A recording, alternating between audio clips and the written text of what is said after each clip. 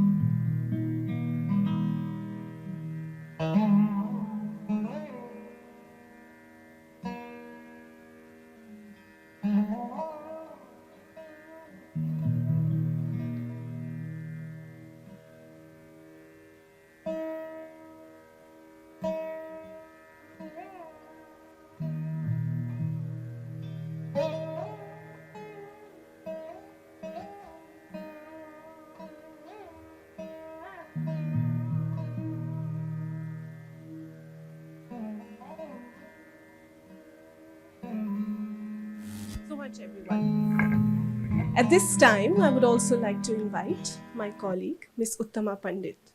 Uttama, as many of you may know, heads India Donates, and today she will deliver the welcome address.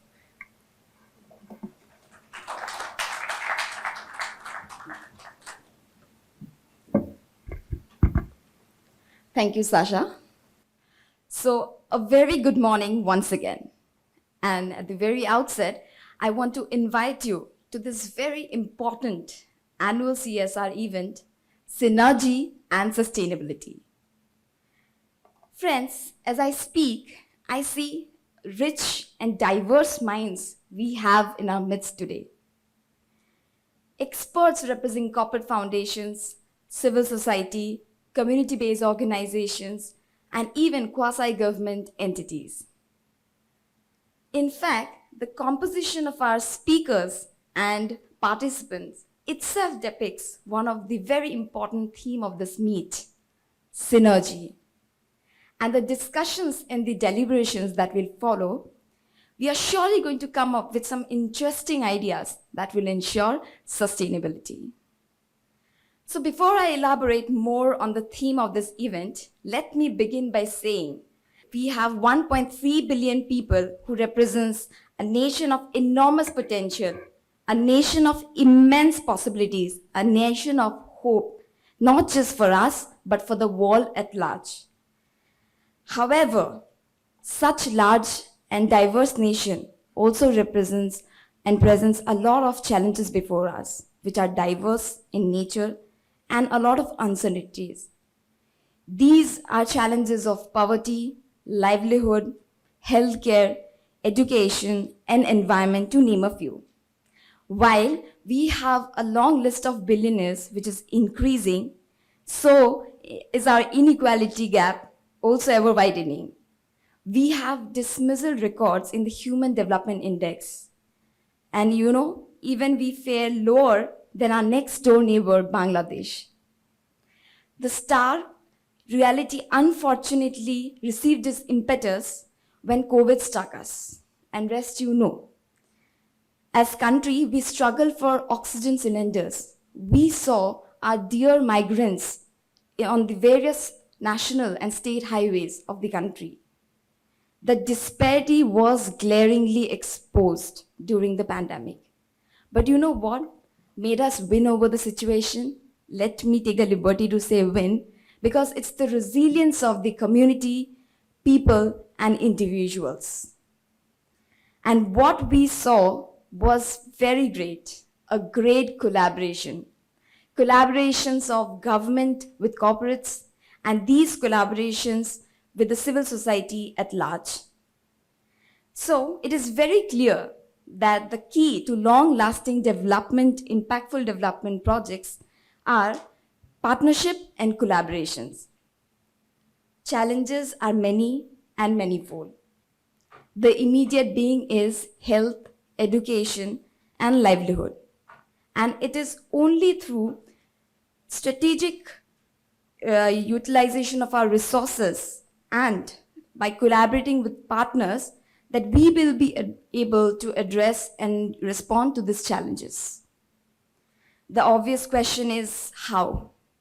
So perhaps this is why we have seek to, met this day to explore and deliberate what is going to come for us and how we are going to find critical solution to these poignant problems. We have come together to rethink how strategic alliances can be formed so that we are able to achieve the scale of development that we are envisaging. In fact, friends, the whole idea of forming India Donates was to provide a common platform where various actors of social change are going to come together and find solutions to complex problems. And therefore, it is quite befitting that India Donates, along with CAPS, to host this event today. I'm very curious, and I'm sure you are too. So I wish you all, each one of you, a very enriching, exciting, and invigorating day. Thank you once again.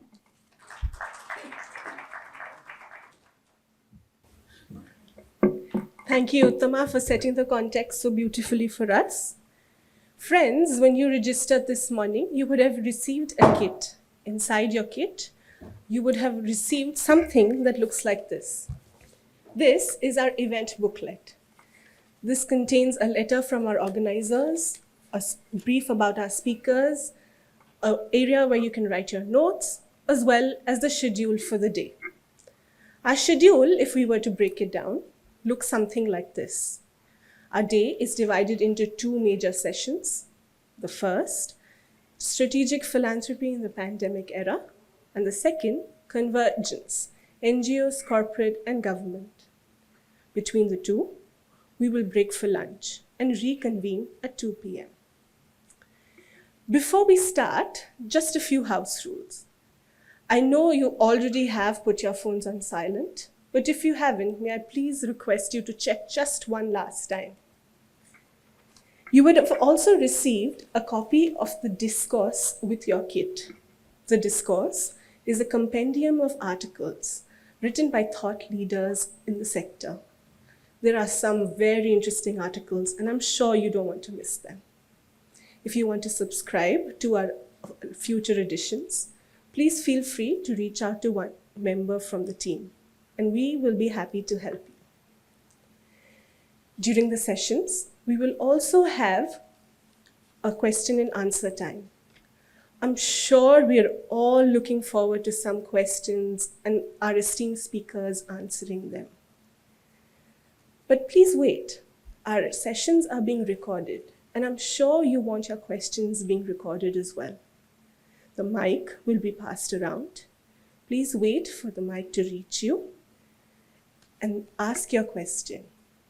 Please also don't forget to say your name and the name of your organization. Like they say, it's good to be prepared for an emergency.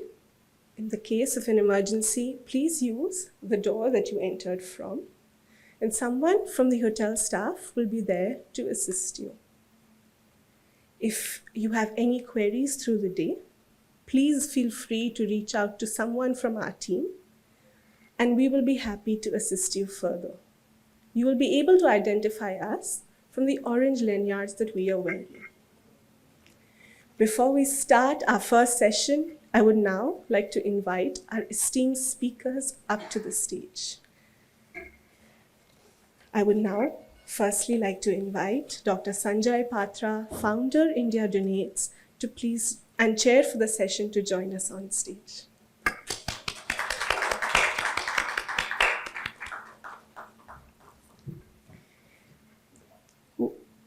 Welcome, Dr. Patra. Next, I'd like to invite Mr. Gagan Sethi, founder, Jan Vikas and Center for Social Justice. Welcome, Mr. Sethi. Our next speaker is Mr. Rohan Das, Vice President, Sustainability, DBS Bank.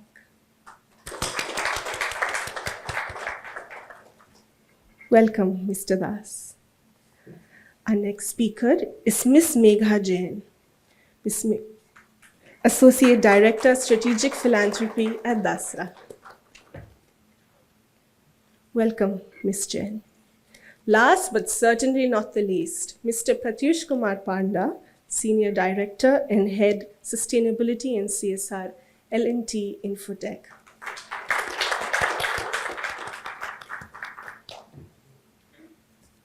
Welcome, Mr. Panda. At this time, I would now hand over our session to our chair, Dr. Patra.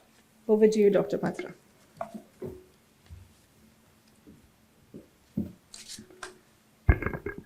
Good morning once again. A pleasure to be with all of you. And I also extend my warm welcome to all of you as we sit together.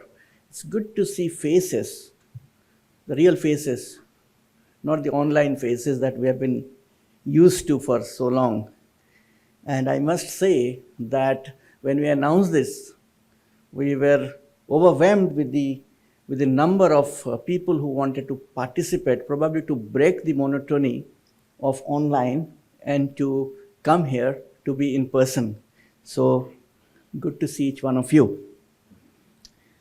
It's very refreshing to have a physical meeting after a long time.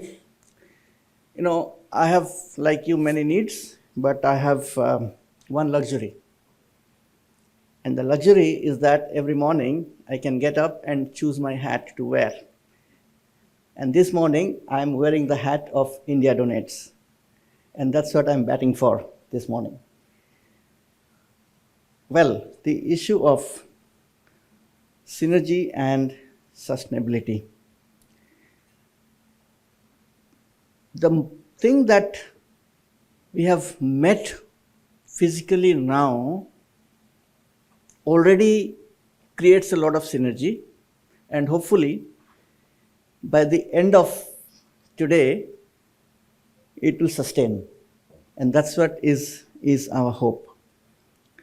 But as Sasha informed, there are two sessions that primarily we're looking at, and the first session that we are having now is entitled Strategic Philanthropy in the Pandemic Era. And I know that you are all excited, looking forward to what the speakers have to say. So I'll not stand too much in between you and them. However, I think it will be important for us to start thinking that, you know, this whole issue of philanthropy, strategic philanthropy, and of course we know what pandemic has done to us. Now, what is philanthropy? You know, we are familiar with these words: donation, contributions, giving. Now, philanthropy. And yesterday we had another meeting where my colleague was presenting a paper in which what is said is that philanthropy is a word which is as old as 2,500 years. It was used 2,500 years ago, and it comes from two Greek words, philios. Philios means to love, and trophos, which means human or humanity. Somewhere it comes very close to what we call Vasudhaiva Kutumbakam in Sanskrit, which many of my colleagues, when I said, they couldn't understand, because we come from that era where we used to learn Sanskrit in school. So, which is that the whole world is one community. And that is what philanthropy is all about, thinking about each other and standing with each other.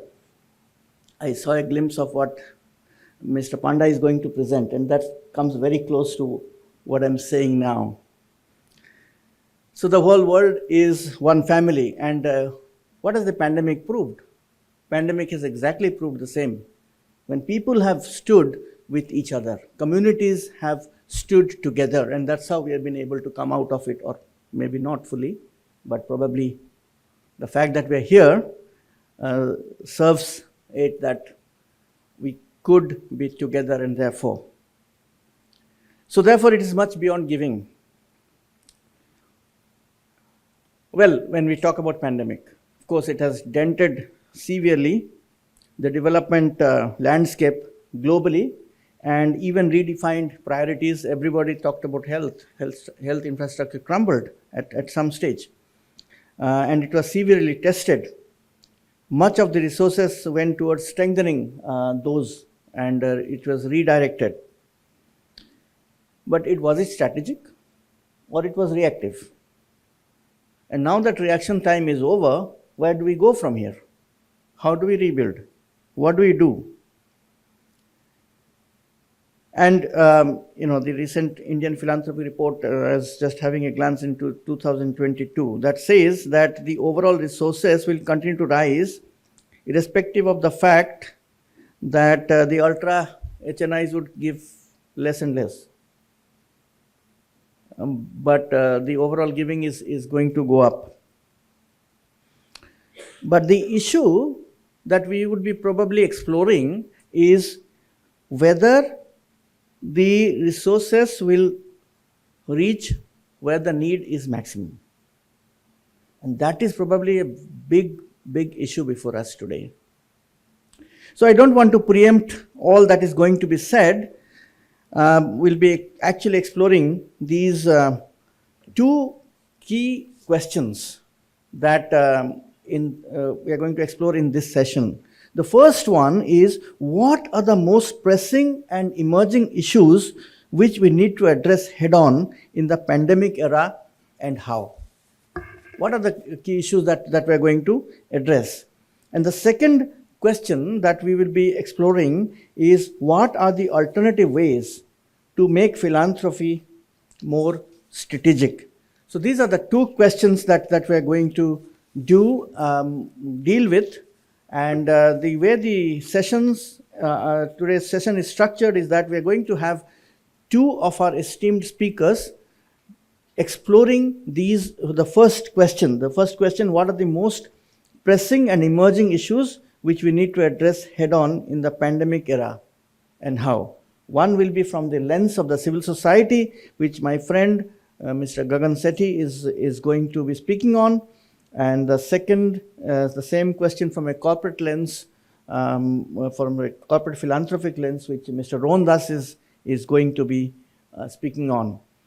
Briefly introducing the first two panelists, speakers, before we have a round of plenary. Mr. Gagan Sethi has a 4-decade rich experience in organizational development, capacity building and advocacy at local, national and international levels in diverse cultural settings in Asia. He's a recognized leader, doesn't need much introduction. He is well known in the sector and has done tremendous work in 4 decades that in his engagement. And this morning we were discussing how he came out even when the migrant workers were on the streets, and how much he came in front, not even caring for his own health, or even his colleagues all came out and did what they did. Mr. Rohan comes with a strong sustainable development perspective, having worked in both in corporate and non-profit development organizations. That itself is a very unique experience that he has. Even he has worked in India, Vietnam, Cambodia, and he has worked in the domain of public health, youth leadership, media for social change, and social entrepreneurship. And he heads DBS Group social impact objectives in India. So these are the two speakers for us. First, I would invite Mr. Gagan Sethi to speak, and after that, Mr. Rohan. So over to Mr. Gagan Sethi.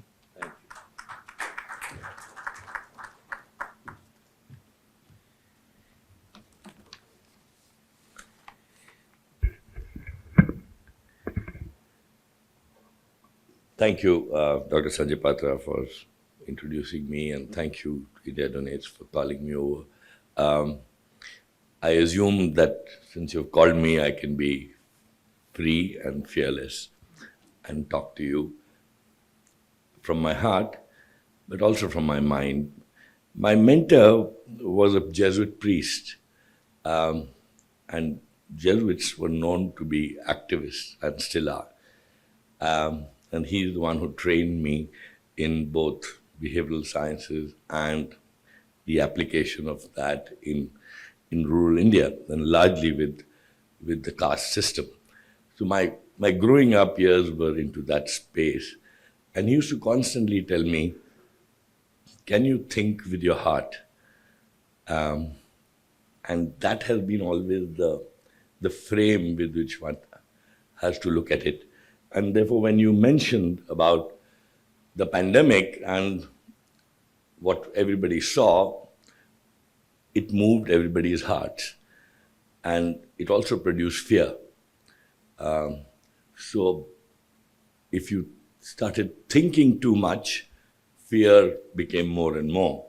If you allowed the heart to guide you, then fear became less and one moved out onto the streets. So it's how to handle that fear. It took me about 2 days to handle it inside me before I said, we go. And we had to move with food trucks, this, that, out, talking to the migrants, asking them. And, it was very interesting. I used to drive every day in the morning with a truck at the back from Ahmedabad to Udaipur, because there was a big route there. There's another route from Mumbai to Nagpur and to Madhya Pradesh, and I had called my friends in Yuva. I said, why don't you do that? And it was interesting. I had taken a lot of food and water. And the point was that, they said, but, that's not what we need. We need transportation.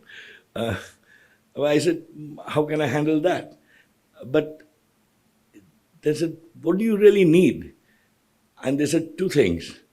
Can you get us these Chinese solar mobile chargers so that we can continuously charge our mobiles and talk to our families? Can you get us chappals or shoes?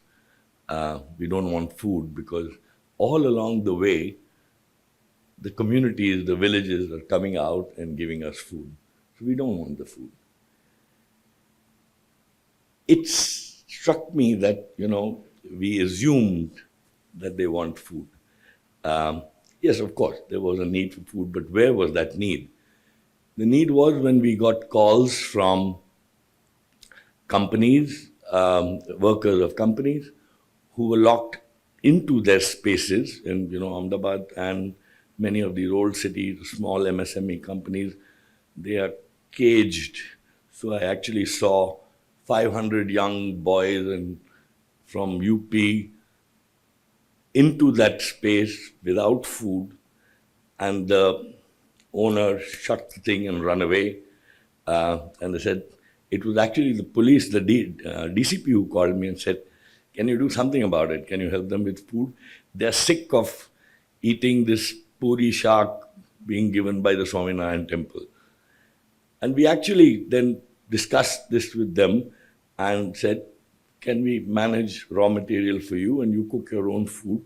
You design what you want to eat, how you want to eat, but charge 1 rupee and then use that money also to buy, and some of them were Muslims and said, we want some mutton, or we want some chicken, we want some beef.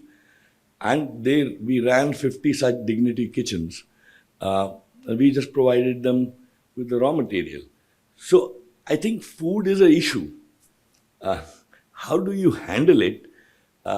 Is it, you start packing things up, you put them together and then say, go distribute them, or there are alternate ways of looking at the need and therefore listening from the heart and responding at that point of time.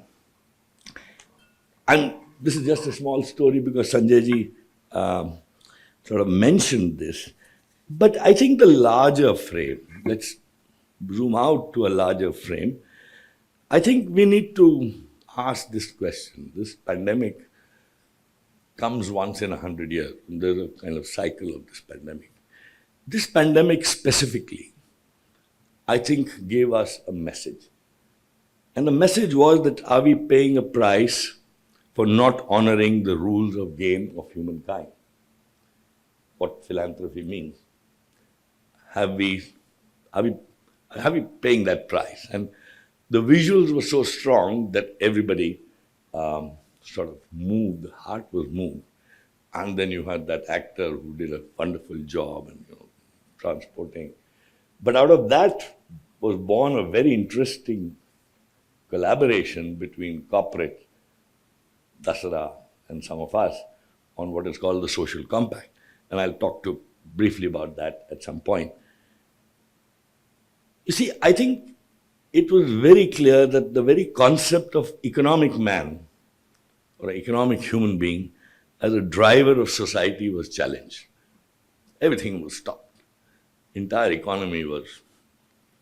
So I think somebody was questioning, is human beings all about economics? Or there's something else to human beings? And get a taste of it for a couple of months. And then find out what's happening to you, what's happening to others, and therefore maybe we would become human and not just an economic human being. And therefore, any form of subjugation and violence which was happening, is severely punished by nature.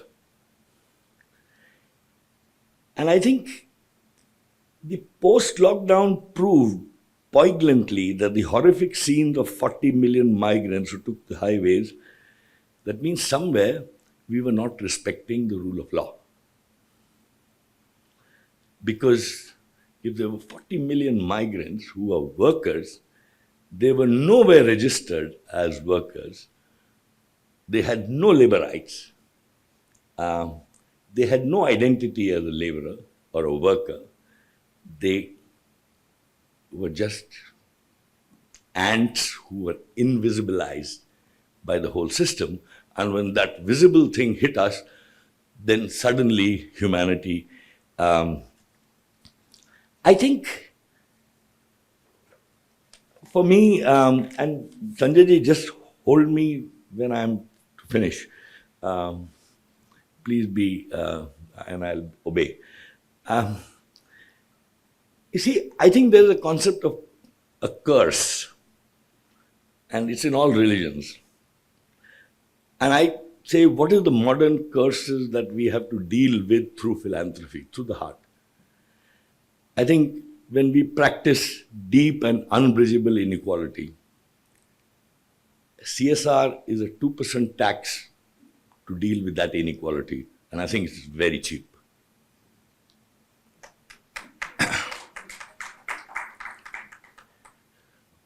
I think we maraud and rape the environment mercilessly, and therefore then we want to be monitored, and then we have the ESG standards, and then we try to find out how we can get around that. Or we say, we maraud the environment and get the villagers to save the environment.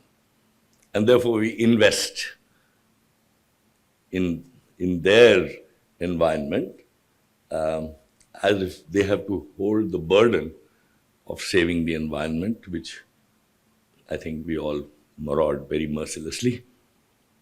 We practice discrimination based on caste, religion, gender, and much more on religion in the past few years, because identity-based politics seems to rule the present regime. We therefore also create slums and squalor and make people live in them to run our cities. And then we have a CSR program to how to handle that. When young people have no jobs, it's lack of public investment, and I'm not talking of CSR, I'm talking of lack of public investment in rain-fed areas. And rain-fed areas in this country are co-terminus with where largely tribal population lives. MP, Chhattisgarh, Jharkhand, parts of Odisha, Bihar.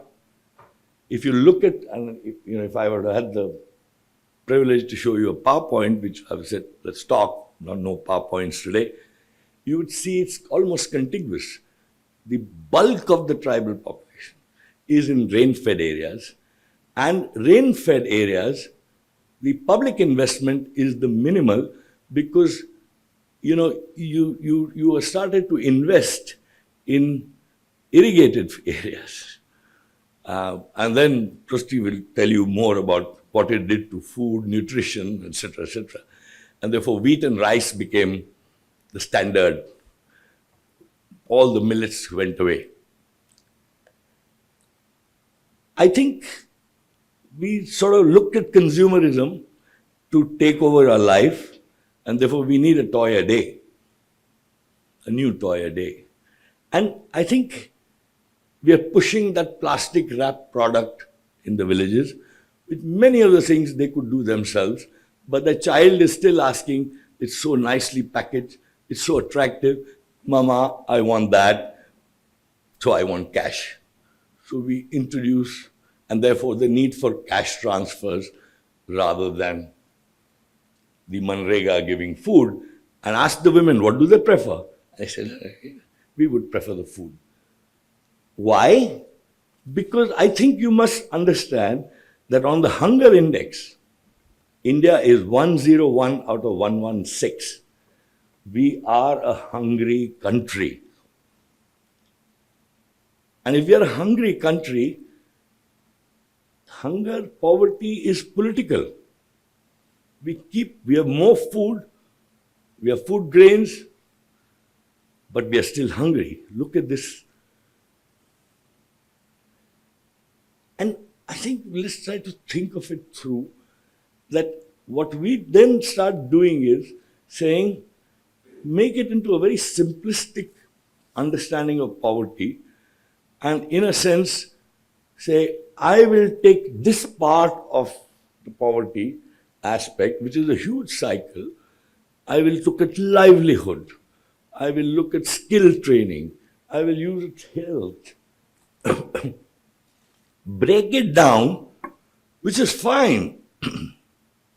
But what about the interrelatedness of all of it on the ground?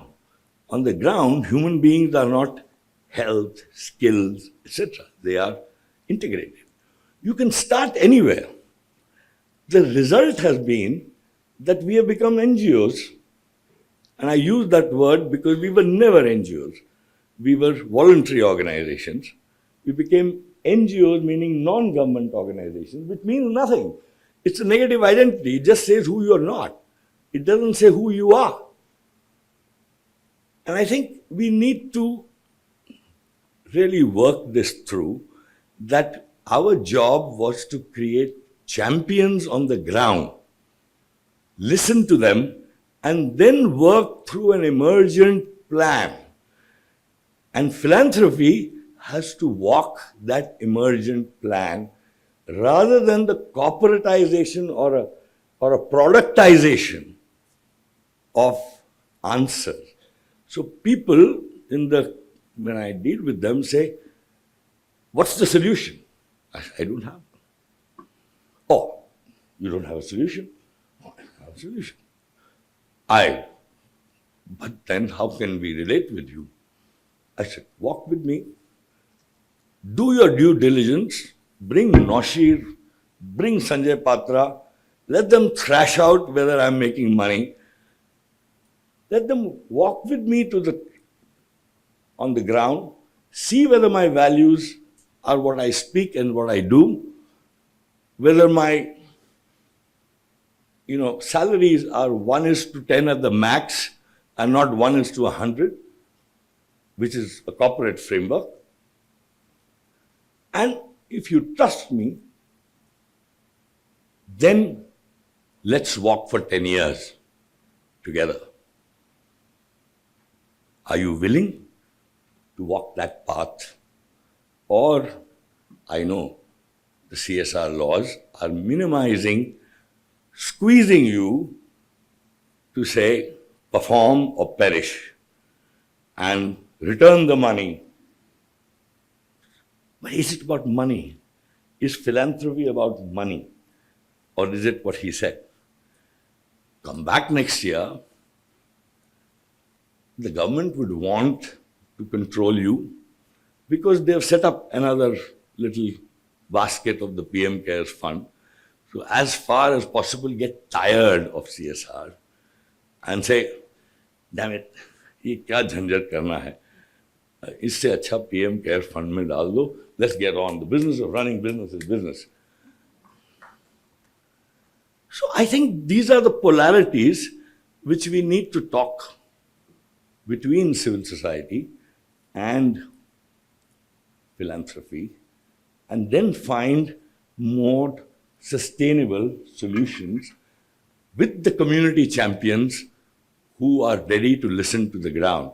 If we could perform reaching out to a couple of thousand villages, is because we had over 40 years those champions there whom we could ask what's the need, and we trusted them to then say, go ahead and do it.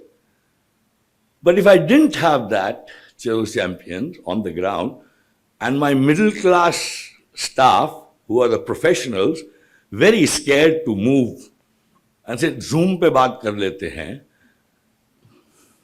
it wouldn't have worked. I wouldn't have been able to deliver the volumes that we could manage.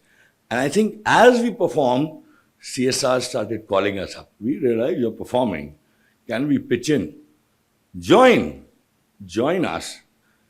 Happy to engage, to learn together on the whole thing. Therefore, it comes in a sense to look at what are the polarities we will have to manage in a partnership. There are polarities. We come from different worlds, from different experiences. And both are right. And I think that's what I learned when I was working on the migrant issue, when people like Anu Aga, mediated by DASRA, said, let's talk. And we said, no solutioning. Let's listen. And we discussed it in long length. We brought the workers into the discussion, and then came up with 6 standards of what is known today as the social compact. And I think it goes beyond CSR. It goes beyond, donor-donee relationships. It tries to build an emergent model. And today, there are about 50 companies which have joined in. We are targeting a couple of lakh workers who can get social security. We've got FICCI, and Gagan Sethi joined the FICCI and also set up a social compact committee in the FICCI, thanks to you, DASRA. I'll stop here. I could go on and on. But truly, my only message is, walk together, learn together. Nobody has solutions. India is a very big country. There is no one solution. And don't please simplify poverty. It's a very deep-rooted global menace. And it needs political stands. It just doesn't need a good heart. And therefore, what brings us all together is our constitutional values. And that's why it's our citizenship, which is our bond, which we relate to, and we should continually respect every citizen of this country. Thank you very much.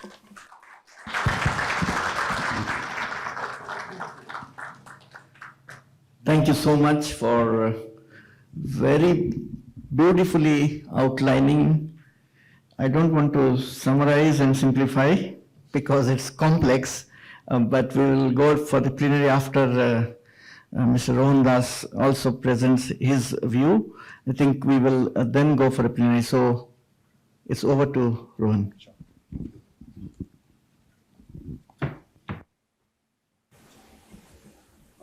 Good morning, everyone.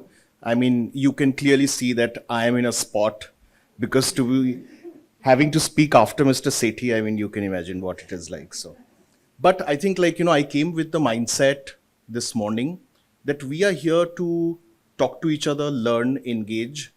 And like Mr. Sethi said, there is no one solution. In fact, probably there is no solution. But I think what is important is that we continue to engage.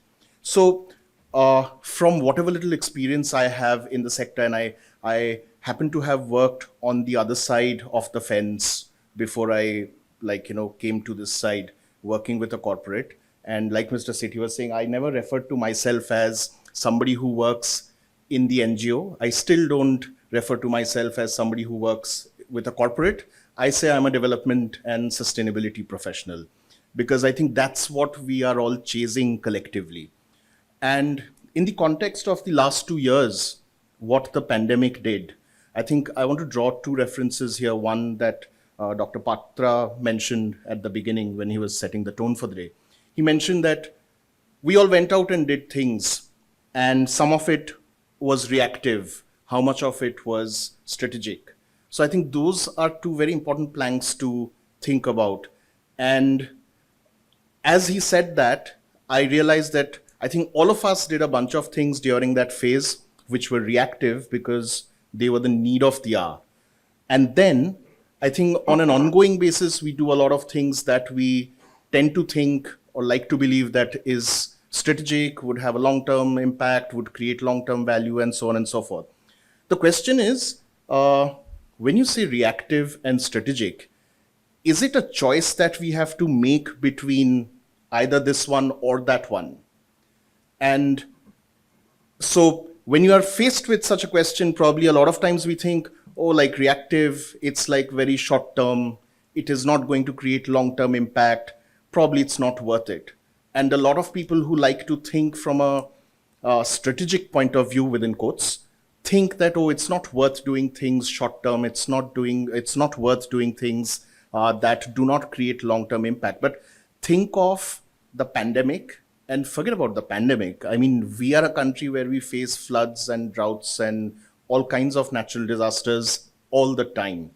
So it's not a choice between reactive and strategic. I think it should be like a combined approach of both. Because when you have a pandemic and when you have like millions of our daily wage earners not finding transportation, taking to the railway tracks or the highways and just trying to walk back to their villages, do we sit back and think what is a strategic solution to this problem right now? No, we just have to respond and do whatever can be done at the moment. So I don't think the choice is ever between being strategic and being reactive. I think it's always like having a long-term view and also addressing short-term needs. So that's where I think it's not like being reactive is bad and being strategic is great. I think you can be reactive and be great, and you can be strategic and go completely wrong. Because at the end of the day, it all depends on what we are looking at as a goal. So that was about the reactive and strategic thing that I was sort of like, thinking in my head as Dr. Sethi and Mr. Sethi, and prior to that, Dr. Patra was mentioning. Now, in terms of pressing needs, and we are talking in terms of synergy and sustainability.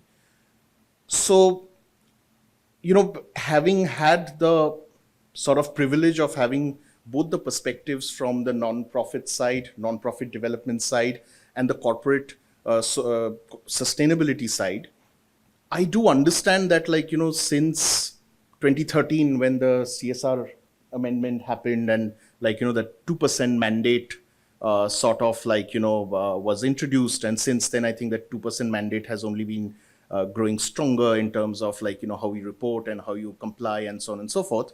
A lot of people that I know, and I'm not trying to differentiate here between the non-profit side and the for-profit corporate side, saw this as a PR, marketing, branding sort of an opportunity. There was, and I wouldn't say it was because somebody had very, had very bad intent. It also came from the point that there was and there still remains a very large lacuna in terms of understanding sustainable development, sustainability, what we are all trying to do.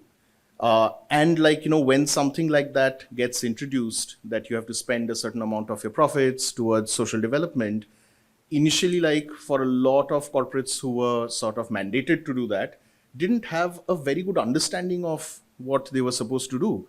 So if you actually see, in a lot of cases, sadly so, but I'm very glad that that scenario is changing, that in corporates, for the longest time, CSR used to be like a punishment assignment for somebody in HR or somebody in corporate communications. And they would basically just do whatever they thought was the right thing to do. And if you think of things like this kind of an engagement, and now we also have terminologies and methodologies like design thinking and engaging with your stakeholders and trying to understand what needs to be done, policy advocacy, talking to the government, understanding the community, those things were just not happening. And if somebody was lucky, somebody in the corporate was lucky, they would find a very credible, a very good NGO partner to work with, and probably they would show some good results. But more often than not, because of the lack of familiarity with the sector and not knowing where to start from and who to go to, initially a lot of things were a little random. But I think we have all realized that in the past few years, that scenario is changing, because there is, I think we are all moving towards a cohesive understanding of not just sustainable development, but sustainability, which is probably a more overarching theme in terms of, so if you look at the pandemic, I think Mr. Sethi just mentioned that we are going wrong with philanthropy, and pandemic was a resounding reminder of that.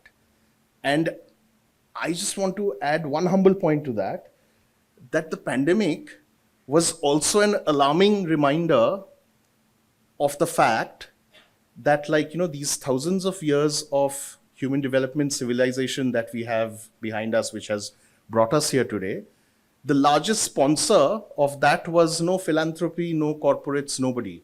It was nature and environment. And that needs to be attended to. While everybody has been talking about climate change, but I think this was the most resounding alarm to thinking climate, and not just climate, but action and reaction to everything that we do.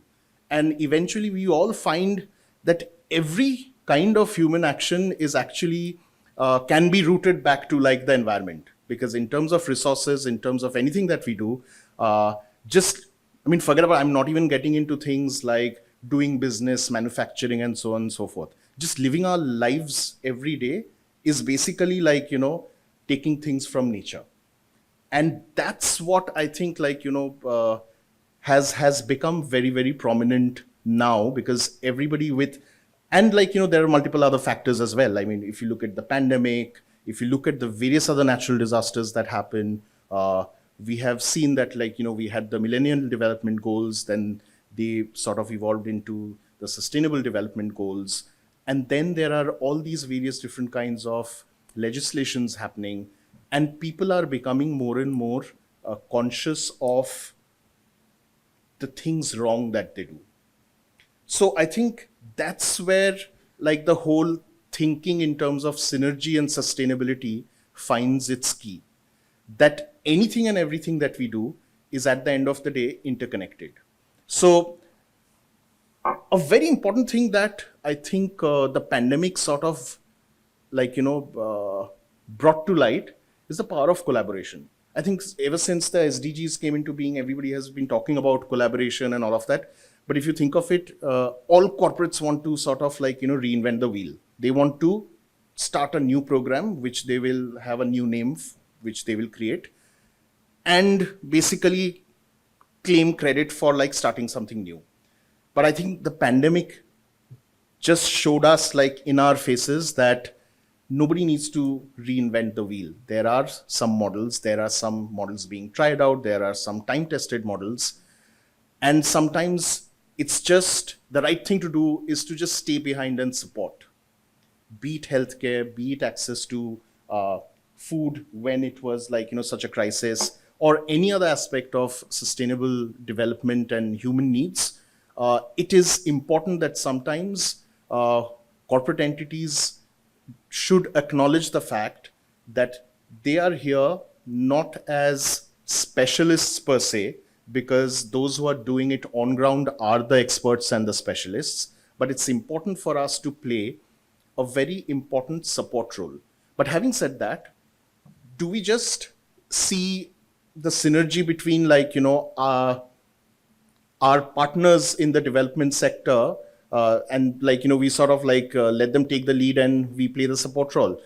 Does the role end just there? No, because I think I have, for the last 10, 12 years, been in the banking finance sector. And what I understand is every business has a role to play in society.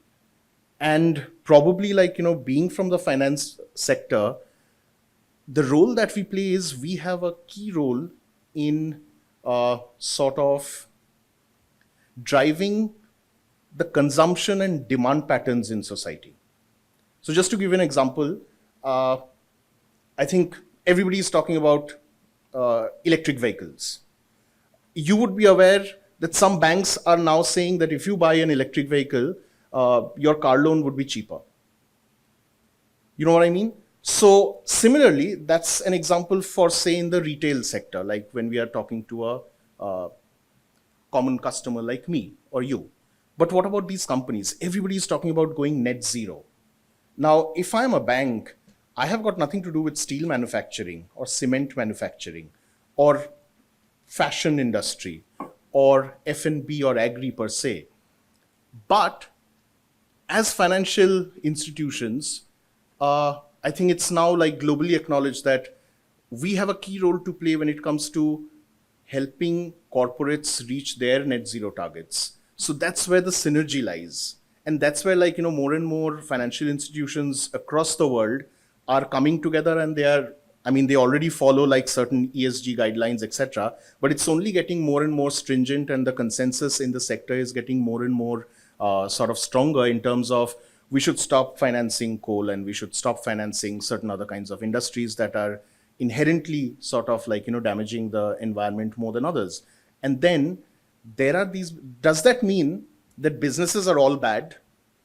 Because, say, if we look at the India scenario, so a lot of the funding in the development sector is coming from, actually that's not true. It's not a lot of the funding coming from corporate sector.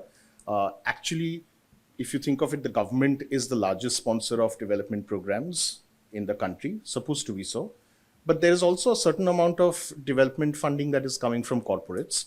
So when we shut down a business, are we just shutting down the source of a CSR funding? No, we are actually also, like, crippling the whole, like, socioeconomic system that runs around it, because it's creating jobs, it's creating healthcare, it's creating other forms of addressing other forms of social needs that we need to be able to survive and thrive.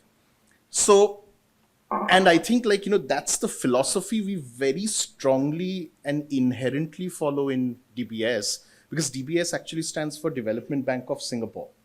So DBS has been integral to the growth and development of Singapore as an economic power, and not merely as a lender financing projects, but also basically being truly, genuinely being concerned and being a stakeholder in the economic, therefore social development of the country.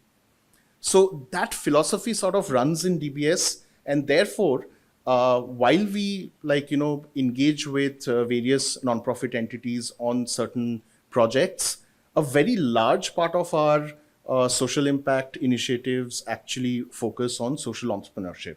So we have programs where we actually look at supporting startups that have market-based services and solutions that are addressing social needs and addressing social problems.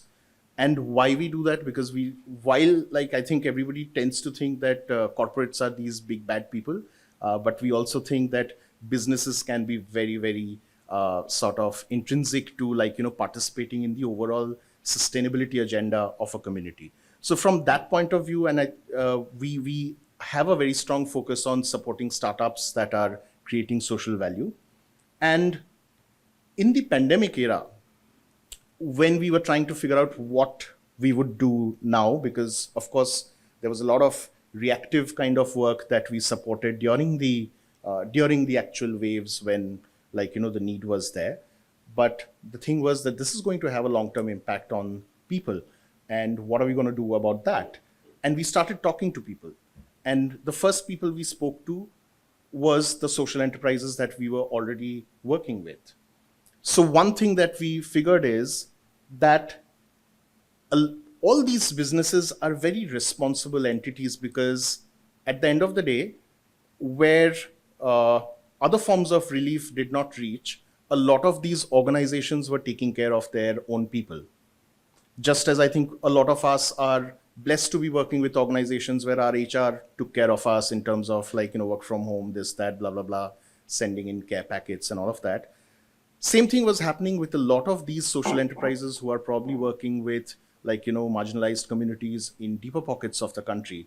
And we said we need to see how to keep them afloat.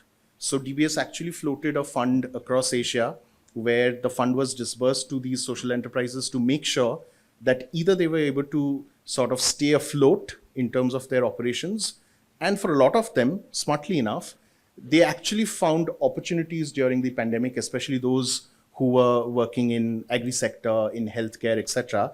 And they pivoted their businesses because the pandemic actually did open a lot of new opportunities for them, which allowed them to not lay off their people and retain those livelihoods and so on and so forth. So our focus continues to be in that direction. And looking at the India perspective, so what I just said was basically what DBS was thinking of and looking at from an Pan-Asia perspective, because we are present in multiple markets there. But from an India perspective, exactly drawing upon what Mr. Sethi said, that we have these regions in India which are rain-fed, mostly agrarian communities live there. They also send a lot of these migrant laborers to the cities and to the northern and the western part of India. And a lot of them were not going back to the cities. Now a lot of them are, but a lot of them have chosen to stay back, which also meant the agri sector now has an additional pressure for generating additional income for those agrarian families. So what could we do about that? So one thing is we figured that among the portfolio of social enterprises that we already were working with, there are those that are directly working with FPOs and agrarian communities. And we were able to create certain livelihood programs which were creating micro entrepreneurs with 100% buyback guarantee for these families to be able to generate additional income. This we tried out in 2021 and it was immensely successful. I'm very glad to mention that this year in 2022, we are actually scaling that program up like 4 times. And we started with a pilot in Maharashtra. This year we're going from Maharashtra to Odisha and trying to see how we can expand further. So that's one aspect of the agri thing. The other thing is, because we have this whole, in terms of our focus on social entrepreneurship, we figured that while there's a lot of buzz around Make in India and trying to tap into the manufacturing potential of India and so on and so forth, India, which originally used to be an agrarian community, India, which still is largely agri-based, has still not been able to tap into its agri potential to the fullest. The other side of the story is there are new companies that are working with technology and they are working with various forms of innovations that are bringing in higher productivity and solutions to the agri sector. So we have actually decided, in fact, next week we are going to make an official announcement of an accelerator program which is going to be only for agri-based social enterprises who are bringing in innovation and bringing in scalable solution models with the aim of creating livelihoods and income generation among rural families based on agri-businesses. So that's how we look at it. And having said that, what is the synergy between all these things that we are trying to do? I think at the end of the day, what really binds us together, I would take a few steps back and I mentioned climate change. And what we see is that all of these things should eventually contribute to climate action. Because at the end of the day, whatever we are trying to do, I mean, we saw say when the pandemic was on, there was a lot of medical consumables that were being generated as waste. And there was this one situation where nobody knew how to handle them. They were just being dumped. And that was causing potential healthcare risks across the community. So those things are, but of course, that was a situation of crisis and it was looked into, of course, after some time, but on an immediate basis, nobody had foreseen that part because everybody was so sort of dedicated to trying to take care of people not losing their lives, which was great. So from the long-term basis, now we think that it's important that we contribute towards solutions, and we as a bank might not be the solution makers ourselves, but how can we help those who have the solutions to sort of scale up, grow, go to new markets. And as a financial institution, we just don't stop ourselves from stop ourselves at just giving financial grants, but we also look at opportunities in terms of market expansion. As a bank, we have networks with various investors, a lot of family offices, not just in India, but even across Asian markets. And we actually try to help these businesses compete with other tech unicorns, etc., and go fetch investments in Singapore or Hong Kong from different private investors, family offices, or even strategic impact investors who are looking for that kind of opportunities. So I think my biggest takeaway from this era is that how do we sort of get in a crowd where we are all diverse and different, and then identify synergies that can bring us together so that we can exploit each other's strengths and chase after the common goal. Yeah, that's it. Thank you.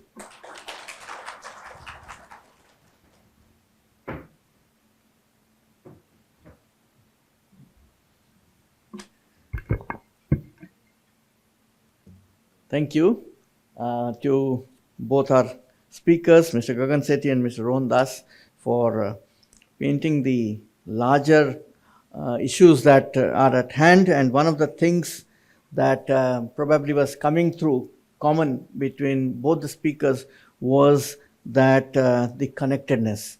I think the entire ecosystem needs to be addressed rather than picking out or choosing one or the other elements of it. And I'll not take time to further deal with what has already been said, and therefore I'd like to open it up for the time being for few questions. We are running slightly late, but we'll make it up. So few questions, if from the floor or even inputs that you'd like to have based on what has already been said. So anyone now, floor is open for any question or clarification. Yes. You can identify yourself and then speak.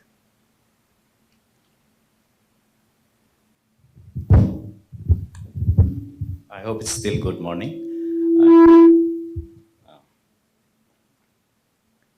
It's good afternoon. I am Mangneul Thungdim. I am from Oasis, India, working on human trafficking. I was quite curious about the point that was mentioned about the 2% the net profit. I kept thinking, was it mentioned there is a maximum or a minimum? Yeah, I mean, there could be, you know, if this is the level we are talking, had I been on a chair of a corporate, I would have pushed this inside to go beyond 2%, right? Thank you. That's a thought. Thank you. That's a good thought to push things on compliance mode, or are we really doing it from heart? What's philanthropy? May I just? Yes, please. So actually, like, you know, just for everybody's knowledge, so DBS was not supposed to be. DBS became a subsidiary and therefore came under the purview of RBI only 2 years ago, and was not mandated to spend 2%. But I think what I'm trying to say is we have been spending money going beyond that mandate, and I think I can tell you there are lots of corporates who go beyond their mandate to spend more than 2%. 2% is like mandated so that it's like the bare minimum which most people can achieve. But I know, and I'm Pratyush and others can also, I'm sure, can reflect that there are quite a few, there are actually more than one can imagine who spend much more than their mandate. Yeah, thank you for that. Just to add on, I have gone on my entire career 4.37. And there was a debate in house within the boardroom. I should not talk here. Independent director shouting on the executive director, how dare you stop Pratyush doing not. But the law came, and now people are saying why you are eating away the shareholders' money. Imagine the impact of law on CSR. So those who are doing it, they're doing it wisely without any borders. Thanks for raising that. Thank you. Thank you. And the other part of the story is also. If I can just add, the dark side of it is we get sort of offers for CSR money and then saying, will you give back 50%? So this is the huge spectrum of reality. Yeah. And that's what we need to be able to engage with. So, through ATC or cashback? Cashback. Sir, give me the name. I'm the first person to sue them. I run a Center for Social Justice and I do sue them. Okay, I mean, there are two perspectives, and that's what exactly I was trying to also say, that you know what, if you open your newspapers this morning, now the third-party audit and all that is coming up. You know why? Because if all would have done the way what our panelists are saying, then probably there would not have a need. The moment a law kicks in, compliance kicks in, then philanthropy goes away. You know, that is the whole spirit in which I think we are discussing. So once it is philanthropy, it comes from the heart. I think it is no more mandated, but it comes and it becomes much more than 2%, what Ms. Mang is saying. Thank you. One more question we'll take, or clarification. Yes. Hello. Myself Umesh from Ekta, Koraput, based at Odisha. So we have been working on livelihood and other sector also. So from our experience during this pandemic, every sector has affected except the agriculture. So we have been also working with farmers and community. So my point of view is that why don't you extend your support to the agriculture? Because due to various restriction, mobility or other lockdown, shutdown, but the farmers and the community people are not affected so much. So my suggestion is, why don't you extend your support in the tribal area, which are very nexus locations. Thank you. Thank you. Any comment from any of you? I think they have already said that in the covered it up and questioned the whole system as well. That is what it was. Okay, I think you want to ask. Yeah, please go ahead. This is the last one, then we'll move.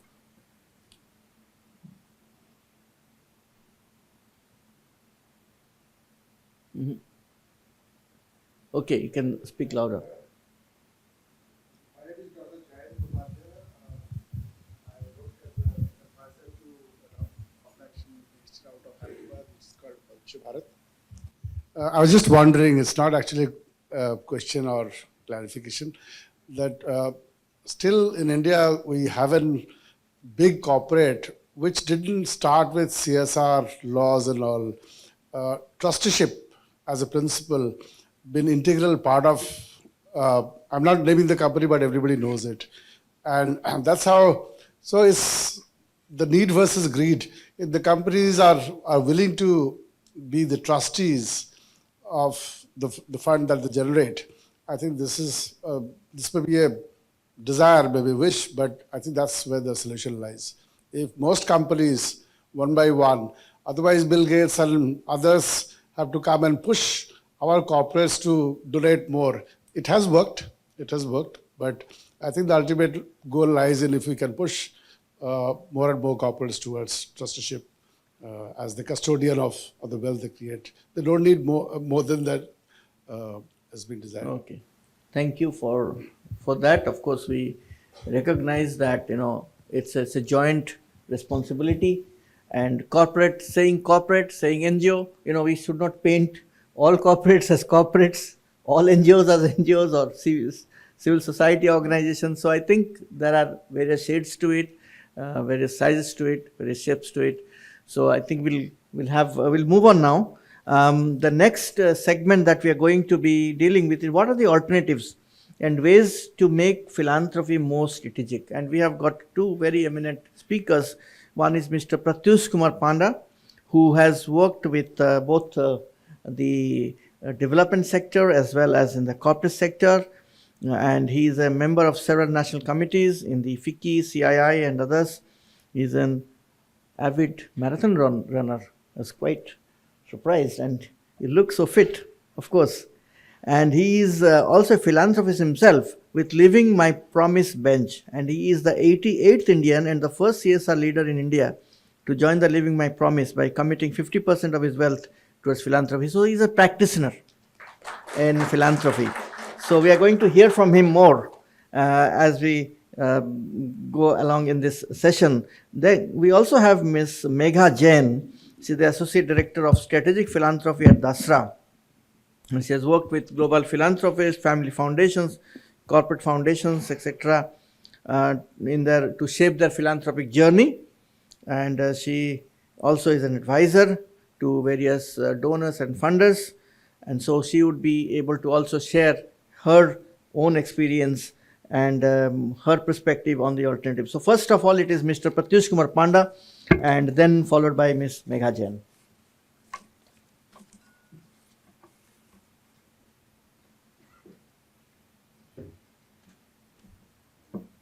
Good afternoon, everyone, and thank you so much. Whether I'll come down to that, I can. Okay. So before I go ahead with the small presentation to all of you, wherever I go, I tend not to speak about my employer. Giving a disclosure, I am here with my personal capacity to enlighten all of you what has happened during the pandemic, again with respect to strategic philanthropy and all those things. If I'm standing in front of you today, it is all philanthropy that has brought me from my small village. Have you heard about Hirakud Dam? So Hirakud Dam has, because of that, 300 villages were displaced. They are submerged. And I born into one of the family there and had nothing. And in our area, if you are, at a big scene, if you are in a Brahmin family and you are not allowed to do anything except puja. So we didn't have any home of our own. We no land to cultivate and all. It was very difficult for part of my father to grow up. It was one of my private tutor called Lal Mohan Pasi, a Bihari elder brother kind of thing, who first, I was not good at study until I was in standard 4. He realized I'm having some disability. And he took me to a place called Raigad near Chhattisgarh, and got checked. And with his small philanthropy of 65 rupees, I got the first pick and I started studying. This is how the power of philanthropy and started. When I grew up to the 11th standards, it was 3 of my sisters, those who have broke their piggy bank, to give me 236 bucks to get admitted in a college, in the government college. 236 bucks. It's nothing to hide from my side. And when I went to XMB for a study, it was Father Bogart who helped me to get 80,000 of study loan from Canara Bank. Without this, I couldn't have standed in front of you. So this is what the power of philanthropy is there. So we all know that DASRA, she must be talking about institutional philanthropies and all those. I'll be talking on how individuals can go ahead. You can put the PPT there also. And do you know what is the percent of people, those who do occasional, donation in India? Any rough idea? Can anyone try to figure out the number? Percentage of Indians, those who do donation at least once a year? 1%, Pratyush sir. I'm standing in front of 2 of my erstwhile colleagues, seniors, mentors, those who have sharpened this, Pratyush sir and Dr. Jain. 1%. It's still below, sir. It's still below. 0.36% people in India, those who do occasional, you will not call them at philanthropists, but they do some charity. That includes your churches, temples, zakat, all those things.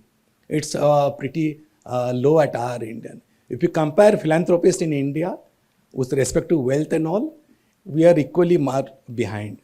I'll show you some slides where you will know that how at par philanthropists in India and among Chinese, whom you hate and who you borrow everything from there, and we are far, far, far below them. We are far, far, far below this kind of philanthropist in India.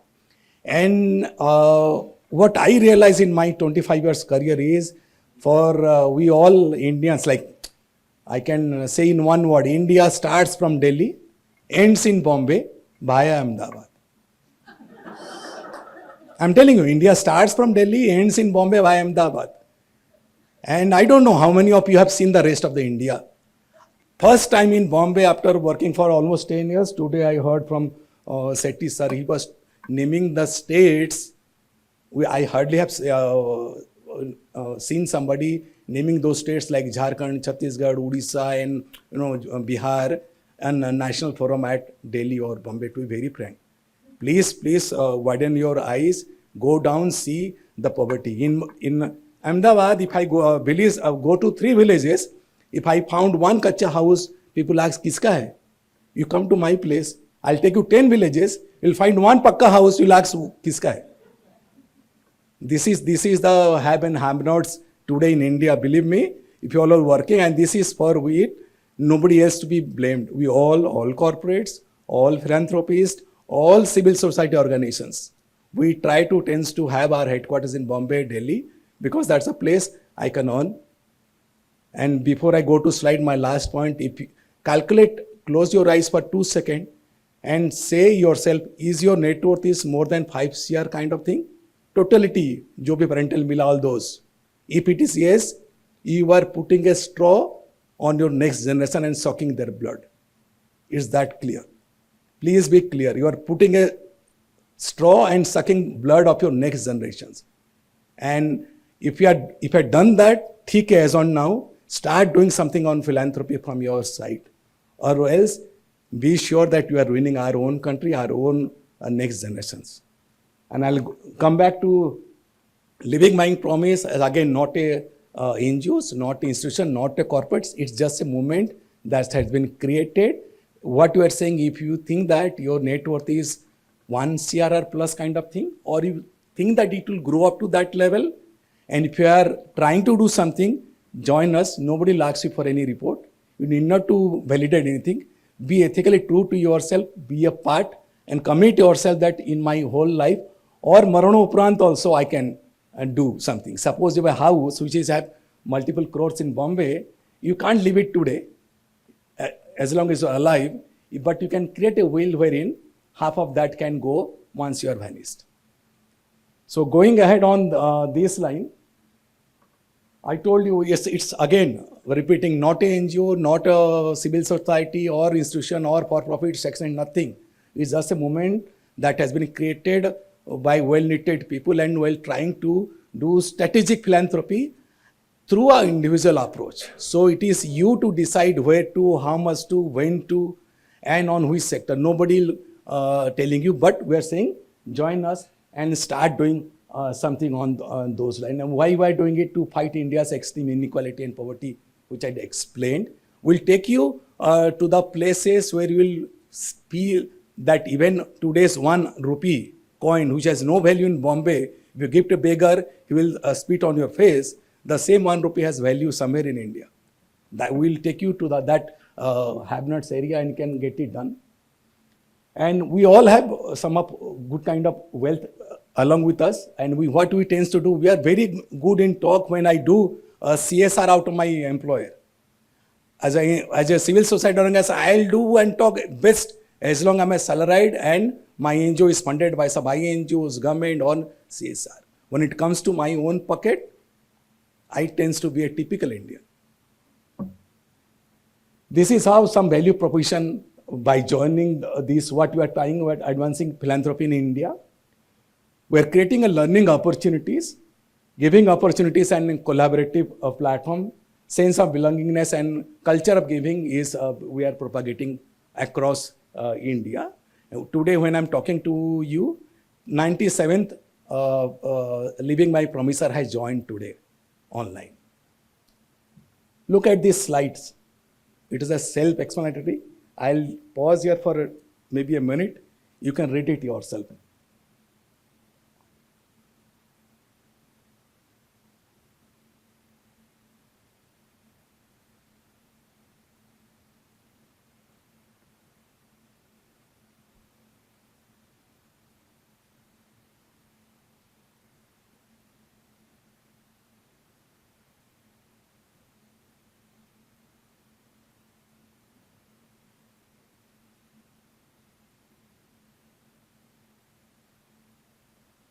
Hope you got the sense. Even if 0.25% people start doing, volume is huge and lot can be solved. Not all, but a lot can be solved. Let us not look at the only that 10, 15 or 20,000 thousands crores of CSR money. It's a peanut. We all know that BMC budget. We all know that Delhi state government budget like 65,000 crores. It is almost like 1.3 in BMC itself. So those are small money yet to be tapped. How we engage, like we do it through peer learning, sharing like I'm doing with all of you. This is one way. And then our guest speakers we bring out, we go out and talk on those lines. And then public events are being also organized on this line. And then we also bring out, when we all meet, we also bring out people from outside, learned wisdom people, those are into philanthropy, to talk to us and help us out how best we can do. Recently, we met at Lonavala, and Ajit Premji sir spared almost 1 hour 30 minutes. In 1 hour 30 minutes, he only spoke for 15-16 minutes. Rest was all given from our side. And if they can do in such a big way, we can always do in a small way at our end. When I joined during lockdown, I was doing it for last 10 years, roughly. I started in 2011 by putting 1 lakh separate on my own work. And I joined them on mid of 2021 on the lockdown. Just before that, 6 months back, 19 December, I lost my dad also, who used to do a lot of philanthropy locally there. So he always asked, Pratyush, kuch paisa bhej dena mere account mein. So family account was joint account with my mom, but personal account, it was his own salary account long back. It was still alive with UCO Bank. And I know that उसमें कुछ ज़्यादा डालना है, and we have never dared to ask, "Kya karna hai, Papa?" So I used to do somewhere, some school, some building, some desk bench, kisi ko scholarship, all those. And when I went there and completed all rituals, all friends came together and said, "Pratyush, band nahi karna, भैया ने इतना सारा काम करके graduate." So I created a Section 8 company called Panda Foundation. And not to take fund from others, it's my own fund, but being done. Today there are 7 employees working on those lines. I'm sitting with a data bank of 10,000 plus migrant workers from Odisha, Chhattisgarh border side. Those working in Bombay, mostly in construction sector. Almost 1,000 students are being supported on quality of education locally by using the Disha portal of Government of India. If some of you knows about it, it's a free online portal, kind of Byju's, free of cost. You can do everything there and in all state languages. And this is what is being done today. If some of you feel like joining all of us, you can write to me. Or there are details here also. You can connect them. I'll request all of you to Google it, leaving my promise. I'm not selling this as a product. It's a humble request that this all germinated during lockdown, and something else can also be done. If you are not finding a way to do your individuals at your terms and conditions, it is probably the only one platform in India where your condition prevails because it is your money. You do it the way you want, and nowhere to you to report or disclose and all. You know, Amit Chandra is also a part of the same game. We all are part of the same. Somebody, people can join and take it. We are targeting that. By the time we'll reach 10,000 numbers, we'll say this is closed. There is a phenomenon in India. No NGO or civil society dies in India.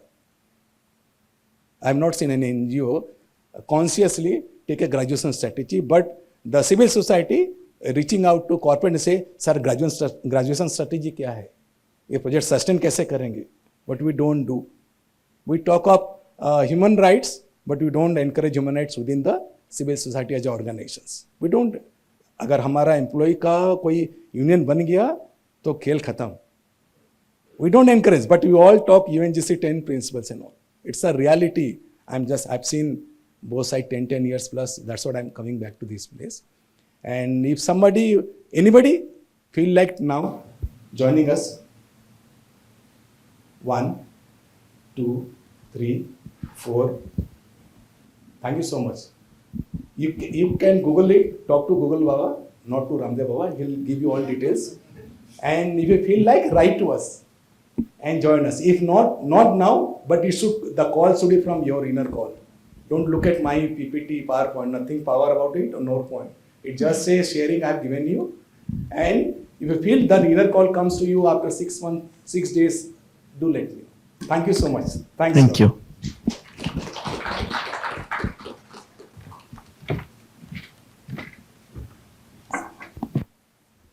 The challenge between being the last speaker and being the speaker between your lunch and you is a very challenging spot. Sorry? Not feeling hungry? I am not sure. Thank you everyone for being an engaged listener today.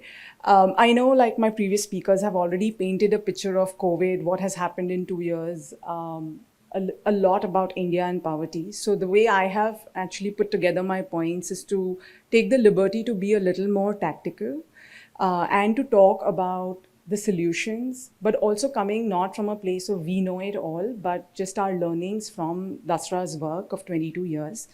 And I would love to engage with you all in the lunchtime if you have more questions around it. So my talk for next about 5 to 7 minutes is it's sort of anchored to 3 key stakeholders. One is NGO leaders, and I see a lot of you in the room today, the funders, as well as the ecosystem enablers. Just as we have today, DASRA, we have Dr. Patra, CAP, and so many more. So I'll start with funders, right? And I know my previous speaker quoted the India Philanthropy report, and I would really invite you all to just have a look at it. The statistics that it gives you a sense of what is the market that we all are talking about. There are some great statistics and there are some really disheartening aspects. And when I talk about funders, I want to be very clear that I'm talking about corporates, I'm talking about families, and unfortunately we target them to UHNIs and HNIs. Believe me, nobody wants to be told, are you an HNI or UHNI? It's like literally checking their potential to give. They hate it. I'm just saying this. And then really the third one being the retail givers. And we are seeing a lot of momentum during COVID that retail giving has had because of various platforms such as Give India, Keto, Milap, etc. So on CSR, because we've spoken so much about it, CSR actually has grown at 15% over the last 7 years. And the projection is that it will grow to about 19%. Point being that there is a huge opportunity in CSR, though it comes with conditions apply, but the bottom line is there is enormous amount of money that is coming into the sector. Sure, there's statistics around 50% of CSR money comes to 10 states. And these are 10 states, like Pratyush was mentioning, it starts from Delhi and ends at Bombay. But Northeast, Kashmir, these are most underserved states that nobody is looking at. Challenge is to be able to get more and more corporates to start talking about these marginalized and underserved states. But my role right now is just to highlight the challenges that we see here. We're also seeing that in the retail giving space, we've had about 5% growth, and it's expected to grow at 10%. We've seen during COVID that everyday givers have actually stepped up. The reason also being that the ballooning middle class, and we see that more and more everyday givers, I think Pratyush's site said about 35,000 crores is coming from everyday givers is expected. What can we do better in retail giving? I think we need innovative practices where there is retail platform, but also corporates can do match funding. And that really enables the NGO sector to get the kind of funds that we are talking about. We have the families, the UHNIs and the HNIs. And I know the report talks about that there has been no increase in the giving. The 1%, the top 1% of the wealthy, their wealth has grown by 17.5% in the last 2 years. However, their giving is only at 0.1%. So when you look at China, their counterparts or their peers are giving about 0.5% to 1.4% of their net worth giving. US, UK is giving about 2.5 to 1.8. Could we do something to get more and more families to give more?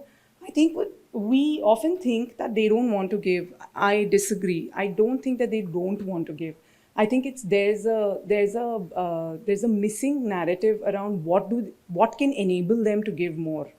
And I'll come to some of the solutions that have come documented, that how can we get some of these families to engage with nonprofits a little more. I know this unicorn word is thrown a lot nowadays. Everywhere unicorns, tech entrepreneurs. So if this statistics just stays with you, there are only 8% of these tech entrepreneurs that are going and making the rounds in the newspaper. But the reality is those 8% are contributing to about 35% of the private giving that we are talking about. So they are very encouraging, but I completely feel like, where do they hang around? How can I meet them if I'm a nonprofit? So that's a little bit of a challenge there. So that's what's happening in the funding space, just to give you a perspective on the statistics and who are these people, because funders are also often, this term gets thrown out, but we don't know who they are. As far as nonprofit organizations are concerned, during COVID, DASRA did a resilience toolkit, which was basically a toolkit to see the sustainability. And I know the theme of today's conference is sustainability. What we realized is 33% of the NGOs are in a fight for survival mode. And 14% were in high stress zone. Most of these organizations are the small and the medium-sized organizations, right? What that led to is having to let go of their people, having to shut down their offices, having to reorient their programs. And you all have seen it. I'm almost like saying something which you already know. We all have seen this. What could have saved some of this? Flexible funding. If only we were able to talk to funders and have some percentage of their giving which was flexible. Domestic funding. I mean, FCRA amendment, we saw that coming. COVID was just not enough, but then that rule also came through, and we all know the numbers, that how much has it affected our program. Now, these two double whammy or these two issues have really hit us poorly. But do the funders really know enough about it? I wonder. There have been gazillion webinars that happened, and we all have participated. Funders have gone through a massive Zoom fatigue because of, every week there is some webinar happening and are you speaking on it? But unfortunately, there's a lot more that we need to do. Again, I'll come to some of the solutions that I would like to propose here. The third stakeholder, which is the ecosystem enablers. Everybody's talking about collaboration, collaboratives. I'm sorry, but it's a very overly abused word. I have a perspective, my personal perspective. There's something called as relay races, right? You hand the patent and you move. We don't really have to do everything together. There's also merit in passing the baton and actually taking from where the other person stops. And I think some of the ecosystem players are actually working on that part. So to give you an example, and I know Priya is speaking in the afternoon, right? So Samhita works with corporates, right? And really advises them. I know that when a funder comes to DASRA and we know that Samhita is better served, we would actually suggest the person to say, why don't you reach out to Samhita? There's been so many times I've written emails to Noshir. Noshir, can you help? I don't have to build that skill myself. And Noshir has always gracefully said, yes, we will engage and talk to them. So some bit of this thing where you don't have to become, and I know sometimes it comes from a place of ego that I want to be something, my brand is something, so I have to do everything in one go because I'm a one-stop shop for every funder. I don't think we need to move on from there and keep that common agenda, which is really serving that community. We all were born because we were serving the community. I think because of this whole chatter in last 22 years, we've forgotten why we exist and suddenly it's all about who am I. Now, what can we do? I know I'm giving a lot of statistics and Gyan, but some tactical points that I would like to suggest, and I'm suggesting it to you all, but it's also for myself and for the work of DASRA. I think one is just, and I was listening to Rohini Nilekani speak at the launch of India Philanthropy Report, where trust-based philanthropy is something that now more than ever that we need to actually talk about. I think as non-profit organizations, often we do not say it when we are meeting a funder, to just also call out and say, just trust the program. And I know Gaganji spoke a little bit about it. I know it's difficult, but one of the cheat codes to actually do this is, and I know that in our bags, I think you were mentioning there's like this bunch of articles. When you go next time to meet a funder, carry some of these articles which are talking about trust-based philanthropy and give it to the funder. If you don't want to talk about it, there is enough and more articles and research reports written where you take them and you show them. And that really changes the conversation, I can assure you that. Retail will continue retail fundraising will continue, and I think there is merit in non-profit organizations to be on some of those platforms because everyday givers are an important way to actually raise funds. I think for corporates, we really need to think beyond geography. And I know it's part of the law, but we can only talk enough and more that clearly the underserved, the most underserved don't sit in those 10 states, but beyond there. How do we enable them to think strategically about 3 to 5 years? I think that's a conversation that as a nonprofit, as an intermediary, that we need to have to do it when we are meeting a corporate. And then if there is no monetary transaction, could we actually ask them to be could we ask them to be our champions on platforms like CII, like FICCI? And I know, Gagan, we've been working there and it's been phenomenal. Just being able to speak to CII and having a platform of talking to corporates, even if there's no monetary transaction that happens, at least they are aware of what the sector needs or what your organization needs. There is a lot of giving that is happening between families that give annually more than 5 crores per year. There are everyday givers who are giving less than 50 lakhs. I think the bracket between 50 lakhs to 5 crores is the missing middle, where these funders do not know, either are giving very unstrategically and or they do not know, or they are just not able to move from that intent to the action deficit. I think what ecosystem enablers need is to be able to address that group of people. And I know Pratyush was saying that if you have 5 crores, you really need to, perhaps one of the ways is join the living promise. My next bit is that absorption capacity. So yesterday, we were talking in one of the conversations with with Kotak, who manages, wealth of the very rich. And she said, well, there's a lot of money and people actually want to give, but the problem is that NGOs do not have the absorption capacity. Well, that's a very valid point, but I think it's also a feedback to the civil society to say, how do we look at our own models and how are we, because there is going to be wealth coming in, but if our civil society is not ready, if we are not ready to absorb and use that money most effectively, I think it's going to be again a conflict between demand and supply. And lastly, I think we need data. We need data for givers to transparently talk about what's the net worth, what is the amount of giving. And for NGOs, I think the NGO community is still far more like there are numbers out there, but I think there is no data existing beyond that. So I think that would really enable the civil society to be a lot more stronger. But I think I'll stop here.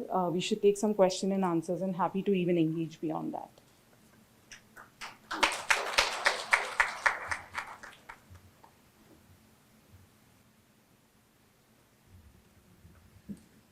Thank you so much. And this segment has also, initially we were touched by this whole movement of living my promise. And it's, nothing touches more than a well-lived life. And that is probably where we start when we talk about philanthropy. It's always easy to ask the other person to give, Most of the fundraisers, what they do, they say, you give. I always ask, have you given? That's very important. Always talking that, removing ourselves from the scene and saying that the other person would do is the easy part. And that was very powerful and challenging, Pratyush ji. And Megha, see, you also, gave some very interesting solutions. They're very, very practical and real. One of the things, at the cost of sounding that I'm advertising India Donates, but I must say only this much, that we promote ethical fundraising. Fundraising space has been so much manipulated with all kinds of wrong data. We have really been able to defame ourselves at the cost of, giving a self-criticism. It's important that, we focus on ethical fundraising in terms of telling the donor where we are going to use the money and use the money well. I think that is a very important bit that we need to also take back as a group. Strategizing, absorption capacity is extremely, extremely important. You can raise funds, but are you able to consume it? Do you have the capacity to consume? Of course, there are various layers to it, because no donor is now giving on institution building. Now it's all become social contracts. You take 10%, you take 8%, and you do it. What does the NGO do?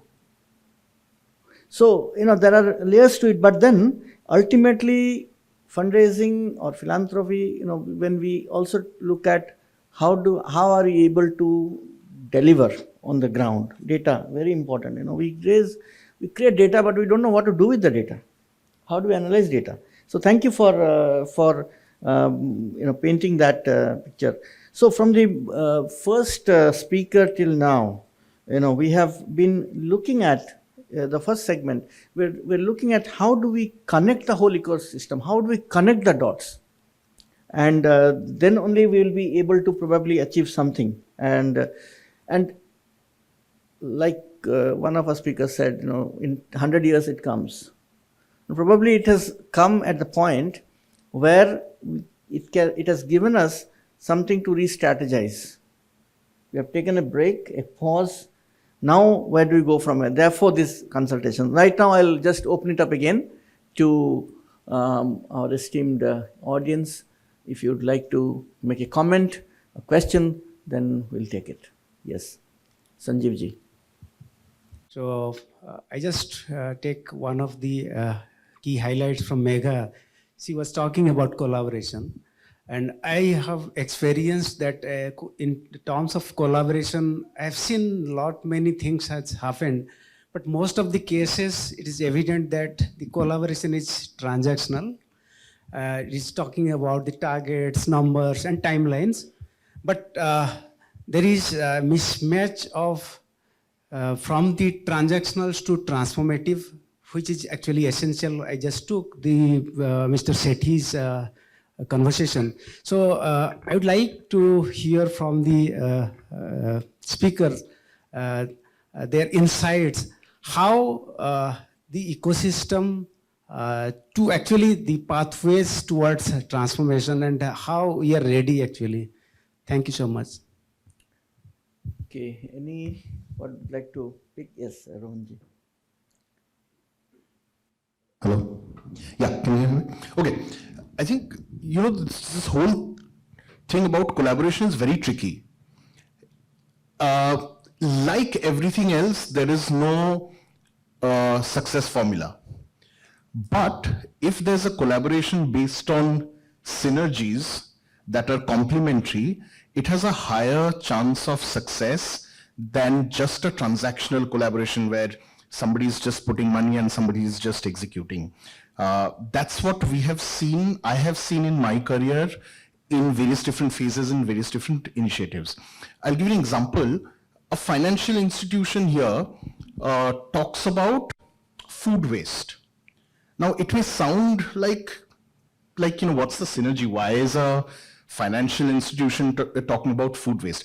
Because this financial institution has worked with FPOs and agri-businesses, and agri-sector has deliberated with government and think tanks and found out that there are huge loopholes in the agri value chain, the supply chain, which can, if they are addressed, can lead to creation of jobs, additional income to farmer households, and also look at the climate change aspect, because food wastage leads to a lot of greenhouse gas emissions. Like, you would be surprised, food waste coming to landfills creates about 8 to 10% of greenhouse gases globally. Nobody thinks in those ways. And then there is another aspect in terms of food security. I think right now India is food secure, but because of the loopholes in the value chain, those who are hungry, like Mr. Sethi mentioned, in the global hunger index, India is at 101, which means India has a lot of food, but it's not getting to the people who need them. So therefore, if there are multiple actors coming together with synergies that complement each other, which probably can address some of these identified loopholes, that kind of collaboration based on synergies, complementary strengths can tend to work better than just a random collaboration. Thank you. Megha, you would like to? Yes. So I had 3 points for you. One was, I think, keeping a common agenda. And I would say in our work, prioritizing lives on ground, being very clear that ultimately they are the ones who we serve, right? Second thing is, I think every partner very clearly articulating what are their strengths and play with your strengths, right? Play by your strengths. Don't try to be something else. And I think third thing is being very clear what is success for each one, but then collaboratively. And clarify it upfront that success for this collaborative or success for this synergy means that. I think if in my experience, if you're able to just clearly call out these 3 things, rest will flow. Mostly lives of the people who we serve on ground. Can I just add a bit of this? And I think you said it very well. For me, who are we is not what we do. And unfortunately, we are constantly making networks around what we do rather than who we are. And if we collaborate on who we are, we need diversity. If we need different competencies and different things to come together to become who we are at a bigger level as civil society. But I think somewhere, if the donor chooses to fund a narrow aspect of the whole spectrum, then the civil society starts playing identity politics also. So I am pani wala, and then there is a division.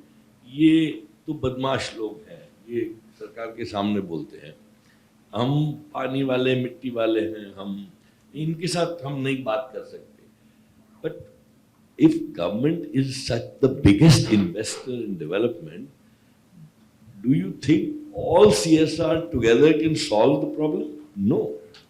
You have to ensure that state invests where it should, and therefore we need to change that equation there, and we have to collectively change. I'll give you one small example and stop. Because of this migrant work which we do, I put an RTI to government of Gujarat. How many registered construction workers you have? And what is your BOCW fund? Which is a fund where all builder construction companies, based on their payment to a worker, have to give a cess to the government of Gujarat. After much distinct, the response we got, we have 60,000 workers registered when there are at least 60 lakh workers minimum in Gujarat in construction industry. That's the gap. And there is 1,951 crore rupees in that fund, which is not used, which is meant for the welfare of those workers.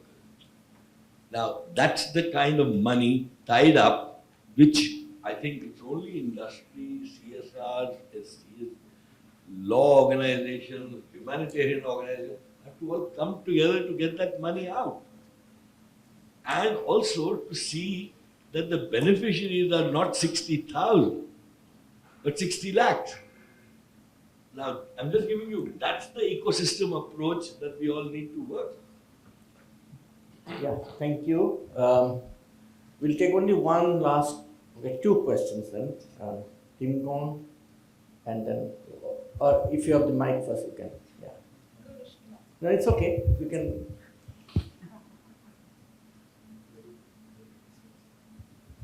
Thank you. I'm Dimgong from Manipur. Megha, Jain mentioned about underserved, like Kashmir and Northeast. So one of the reality is that the industries doesn't want to, invest because there is no industry there. You suggest another one, that is the absorption capacity. Another fact is that the states, Northeast particularly, doesn't have the absorption capacity. That is also another reality. So in specific to that situation, do you have any, suggestive solution in particular to this underserved area? I don't have a solution, but I do have a perspective. So I think one of the learnings for DASRA has been that, even we are guilty. Not like we've actually worked with Northeast organizations, but I think highlighting, so why do people don't give to Northeast? I think our understanding is that because it's so remote and we don't relate to it because we don't see it, it's almost an invisible state out there. I think a smaller group of us are coming together and making the issues more. So first is awareness, right? If you want money to flow there needs to be first level of awareness. I think that awareness is what a group of us are coming together and saying, if we have to almost make this as a movement for Northeast and Kashmir, we need to start understanding. I think there's a lack in even understanding of the issues, forget funders, even within intermediaries. So I think first of all is just being humble enough to say we don't understand, we apologize, we've not recognized. And then being able to build our understanding and then going to different funders.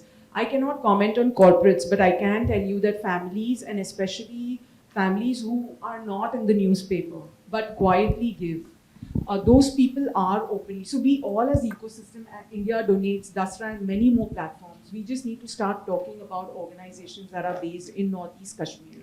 So it's a little bit of a slow work, but I can tell you it's a work in progress that Unfortunately, we had to wait for COVID to happen for us to start moving our attention towards these two states. Just to add on the corporate perspective, last November I was there for almost 22 days in Northeast. Mazuli is like my ever favorite place, and then from there the same time this Northeast issues are also buzzing in. Numaligarh refineries, Jorhat, they are spending almost 96 crores every year on that area. I mean, only one corporate I could see. Second, I could see the Tata Tea Gardens. They are partially doing some work. And then IOCL, some nationalist companies they are like piecemeal. Itna toilet bana do, all those kind of things. But hardcore strategic CSR development project is being done by Numaligarh refineries. You can reach out to them. I can connect you from now onwards. Second, I'm personally in touch with 12 such NGOs, those working in those areas. All of them are not corporate funded, but some of them are ES. But having said that, the other part is, again I'll say, Northeast and Kashmir is not that underprivileged like the Central India. I've seen those part also. On Arunachal Pradesh, I have gone on care, sir, in 1998. I was voting for the Anganwadi worker to reach. All of a sudden, Maruti 800 came. A lady came out from not from the driver's seat, from the back VIP seat. I thought not be a DSW or ICDSPO. She said, sir, I am the Anganwadi workers. So I've seen poverty on those lines also. One of the reasons why the aspiration in Northeast is not that big, because already some kind of, because of the maybe land distribution and all, that wealth is still there. But to crack that, I can connect you to some of them on Northeast. There are good players at Tea Gardens and this Numaligarh. They will be happy to do something. Thank you. But it's just not about, it's not so simple. I think there are undercurrent layers. We invisibilize where we feel scared. And there is an aspect of Kashmir, and I do work in Kashmir and Northeast, is that conflict, and keep away from that, because conflict is political. And I think we need to understand that there is a huge churning going on in the Northeast at several layers, and in Kashmir, a hell of a lot is going on. But are we willing, or do we have the dare to build champions, to work there, to listen from there? You don't have to export champions there. So I think supporting champions and champion building there is something we can easily do without having to take the responsibility of the conflict that is there. Thank you. Last question, because we are running out of time. So the last question or point that you'd like to make. Hello everyone, I am Pratima from Apnale. Recently, I was part of a session where there was a discussion about corporates, how much corporate provide organizational development funding, right? And Megha rightly mentioned about the trust-based philanthropy. So, and there were concerns that came out as that there is not enough trust in both the parties, right? So it seems that 83% of corporates or the general philanthropy that happens, they do not support organizational development cost. Do you see that changing in the coming time? And what would it take to make that change happen? I think Edelgive just did about 100 organizations just on organization development. Ford Foundation has a whole listing on the build. Rebuild is from DASRA. There's a build grant from Ford Foundation. So there is now an understanding that if you want to deepen and strengthen civil society, you need to not just not make them extractive of just saying, you perform for us. We sign service contracts. I mean, just look at the contracts which are signed between CSR and the NGOs. I mean, one gets angry. I mean, you're making them contractors. You don't have any other narrative. You're service providers. This is the legal terms that you're using to work with the partners whom you are supposed to be co-learning from. You're gaining more from it than you're giving. I mean, that's not the spirit with which that dialogue is happening if you read the legal document. And then say, but that's our legal department. Change it. That will change the perspective. Thank you. I think it's a very important point because, of course, there are other grants available, but obviously in the main, let's say, project agreement, which is like a service contract now, I think that they would say take 8%, even to take 5%, do it. That means that you have to execute the project with that money, but you get some other grant to build your organizational capacity, which doesn't match up. So there are different ways of just to add on there, the CSR, the recent FAQ very clearly explained that the spending capacity building for the civil society is not within the admin cost. So if you can show up and open up the partner's mind, they're ready to give. We all are giving them. So at my end, all my project managers are ISCA certified, so that nothing goes wrong from their hand also. So those capacity building can easily come out, and people are doing it. But if somebody is not, then show that document. It's very recently, last June probably it got clarified. Earlier it was ambiguity was there before that, but now it's all open. Yeah, they have clarified, but many corporate funds are wanting to give. But anyway, so I hope that, I wish that we could have more time to continue this conversation, but obviously time is of essence, and we had a very, very enriching discussion. I think the issue that came up very clearly was that there are structural defects which need to be cured. It's not about one or the other thing to be dealt with, but it's need to be addressed in a holistic manner. And of course, we talked about walking together and learning together, not finding a solution-oriented approach, because maybe solutions are complex and layered. We also looked at how an individual philanthropist can impact. And that's a very, very inspiring story. And each of us can have that story and be blessed by being a philanthropist. Not to bless, but be blessed. And first, I think that's a very important thing that we can look at. And of course, we also looked at the power of collaborations. Being collaborative and connecting is very, very important. We talked about even accountability, transparency in the whole system, in the both ecosystem, in the non-profits or even in the corporates and in the government and so on. So in all, I think we had a very, very rich deliberation, discussion, and we need to move on as we move on and as we look at the subsequent sessions. That also has, this session has already laid a very, very good, very strong basis for convergence.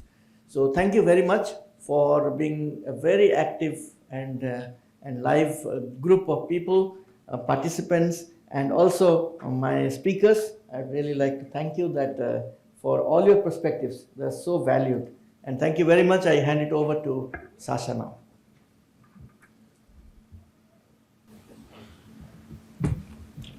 Thank you, Dr. Patra, and thank you to our esteemed speakers as well. Like this chair beautifully summed up already, the need to work together, to collaborate, and to learn together. At this time, I would really like to express a heartfelt gratitude to our esteemed speakers for taking out time from their busy schedules to be with us here today. I'm sure we all are taking back something that we can apply to our work and to our workplaces.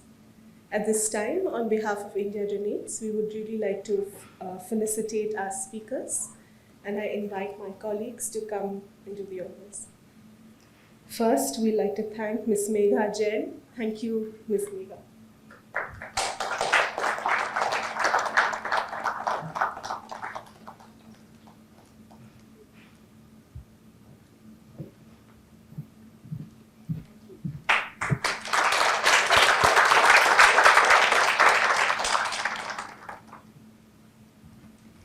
Next, we'd like to thank Mr. Gagan Sethi. Thank you, Mr. Gagan.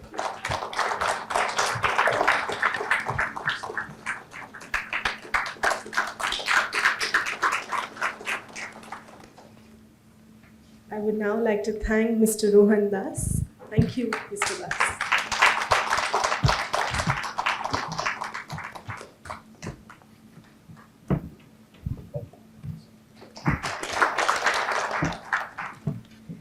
Mr. Pratyush Panda. Thank you so much, Dr.